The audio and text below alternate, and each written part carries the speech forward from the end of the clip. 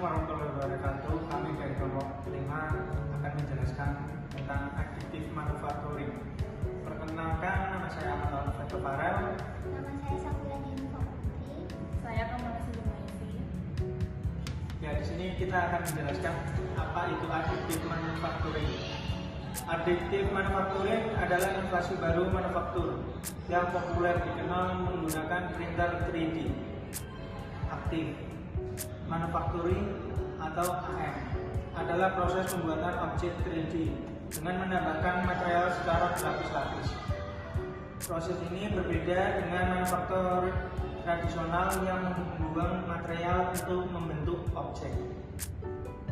Yang kedua, AM menawarkan beberapa keuntungan seperti 1. Efisien, material digunakan secara optimal menghasilkan lebih sedikit limbah. Yang kedua, fleksibilitas. Desain yang kompleks dapat dibuat dengan mudah. Yang ketiga, kecepatan. Prototipe dan produk dapat dibuat dengan cepat.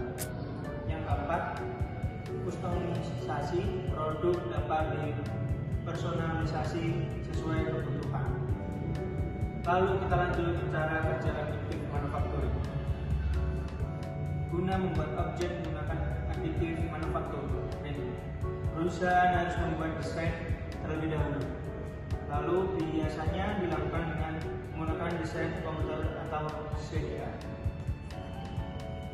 Perangkat lunak atau dengan memindai objek yang ingin dicetak.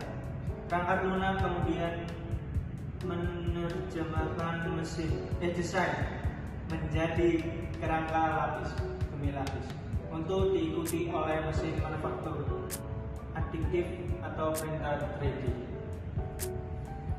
Terus lanjut ke dalam additive manufacturing, terdapat berbagai jenis bahan yang dapat digunakan dikategorikan berdasarkan sifatnya. Yang 1, polimer itu plastik dan resin. Yang kedua, logam, buku logam dan filamen logam. Yang ketiga, keramik, buku keramik dan pasta mekanik. Yang keempat, biomaterial, polimer biokompatibel dan sel hidup. Lanjut ke jenis-jenis additive manufacturing.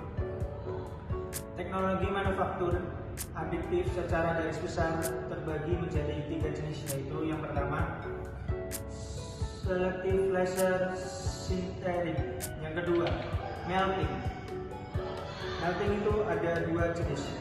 Yang pertama, selective laser melting. Yang kedua, electron beam melting. Lanjut ketiga, stereolithografi. Lalu kita lanjut ke additive manufacturing. Banyak langkah perantara rantai pasokan dihilangkan. Hal ini dikarenakan pelanggan dapat mengirimkan desain langsung dari komputer mereka ke printer 3D. Yang kedua, produksi barang secara additif juga memungkinkan untuk membuat objek dengan bahan dinilai secara fungsional, artinya dapat memiliki bahan yang berbeda di dalam dan di luar.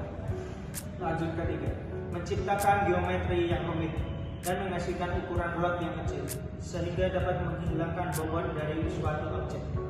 Hal ini sangat penting dalam industri kedirgantaraan dan mobil, di mana bobot dapat mempengaruhi fungsionalitas produk akhir. Yang keempat, mempermudah pembuatan suatu dalam jumlah kecil. Lanjut ke tantangan additive manufacturing, yaitu pertama, keterbatasan material. Yang kedua, keakuratan dalam kualitas pencetakan. Yang ketiga, biaya awal yang tinggi. Yang keempat, keterampilan dan pengetahuan atau SDM. Contoh additive manufacturing. Yang pertama, prototipe, yaitu industri otomotif. Produsen mobil menggunakan AR untuk membuat prototipe mobil baru dengan cepat dan murah. Lalu industri elektronik, Produsen elektronik menggunakan AM untuk membuat prototipe perangkat elektronik baru untuk pengujian dan validasi desain. Yang kedua, produksi cukup cadang. Pertama, industri aeronautics. Produsen pesawat menggunakan AM untuk membuat suku cadang pesawat yang ringan dan kuat. Yang kedua, industri medis. Industri medis itu untuk memproduksi alat kesehatan menggunakan AM untuk membuat implan dan perangkat medis yang disesuaikan dengan pasien. Yang ketiga adalah industri produksi. Pertama ada industri manufaktur, itu buat produsen menggunakan AM untuk membuat chip atau Vinturex yang digunakan dalam proses manufaktur. Yang kedua ada industri konstruksi, itu untuk kontraktor menggunakan AM untuk membuat model 3D untuk merancang dan visualisasi proyek. Yang keempat ada produk akhir, itu biasanya ada industri fashion, biasanya desain menggunakan AM untuk membuat perhiasan atau aksesoris unik dan inovatif. Yang kedua ada industri makanan, biasanya memproduksi makanan menggunakan AM untuk membuat cetakan untuk membuat makanan dengan bentuk yang kompleks.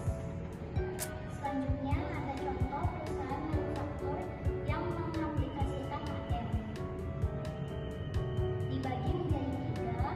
Yang pertama elektrik, itu ada GE menggunakan AM untuk membuat suku cadang mesin jet yang lebih ringan dan efisiensi.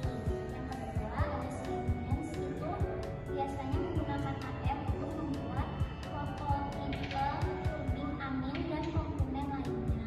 Yang ketiga ada Nike itu menggunakan AM untuk membuat sepatu lari dan disesuaikan dengan kebutuhan pelari.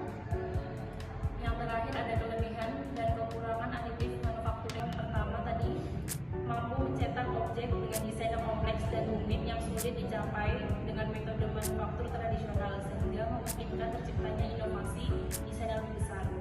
Selanjutnya menggunakan bahan baku yang dibutuhkan saja tanpa berlebihan sehingga dapat mengurangi limbah material. Produksi barang berjalan lebih cepat sehingga dapat menghemat waktu dan biaya dalam pengembangan produk. Lalu yang terakhir ada kekurangan aditif manufacturing. Kekurangannya yang pertama,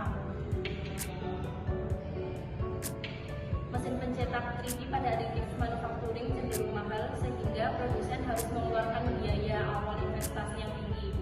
Meskipun berbagai jenis bahan dapat digunakan pada aditif manufacturing, namun tidak semua bahan bisa cocok. Lalu beberapa produk yang dicetak menggunakan metode aditif manufacturing mungkin memiliki kekuatan atau ketahanan yang kurang baik terhadap beban mekanis tertentu jika dibandingkan dengan produk yang dibuat dengan metode manufaktur tradisional. Sekian dari kelompok 5. Bila ada kata